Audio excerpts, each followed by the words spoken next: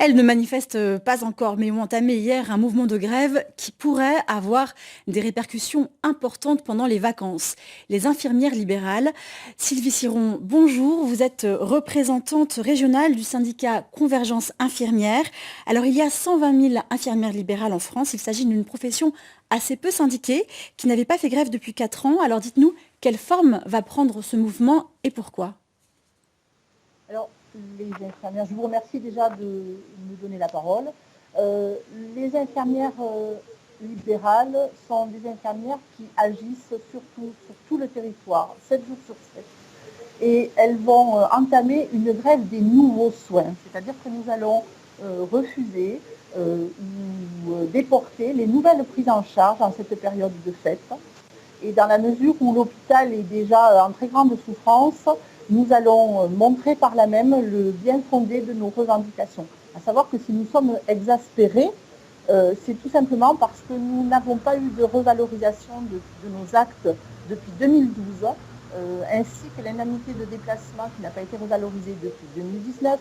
Et tout le monde sait, quand il va à la pompe, l'augmentation du prix du carburant. Nous nous déplaçons et nous allons faire des choix, si ça continue, pour éviter les déplacements. Alors, on vous entend assez mal. Vous estimez avoir perdu 20% de pouvoir d'achat depuis 2012, c'est bien ça ? Les charges ont augmenté, donc nos charges de carburant, bien évidemment, comme tout le monde, mais aussi toutes les charges de matériel, les gants, les masques qu'il nous faut encore utiliser.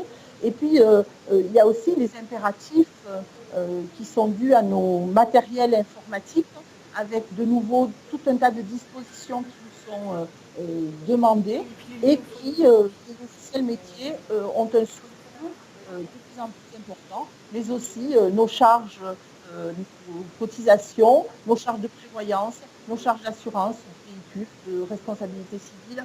Tout ça fait que ça grève notre budget d'une manière conséquente.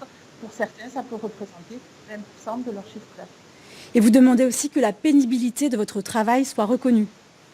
Alors ça fait déjà longtemps, au moment des premières moutures de la réforme des retraites, notre syndicat était partie prenante des grèves et des manifestations, à savoir que nous avons, nous, en tant que professionnels libéraux, simplement la reconnaissance de la retraite à taux plein à 67 ans. Alors quand on connaît les pénibilités physiques, mais aussi morales de notre activité, notre syndicat demande une retraite à taux plein à 62 ans avec possibilité de partir à 60 ans dans des conditions établies. Et pour ça, il faut absolument que la pénibilité de notre travail soit reconnue comme un fait établi, et ce n'est pas le cas. Donc Voilà. je ne me vois pas à 67 ans avoir une présence.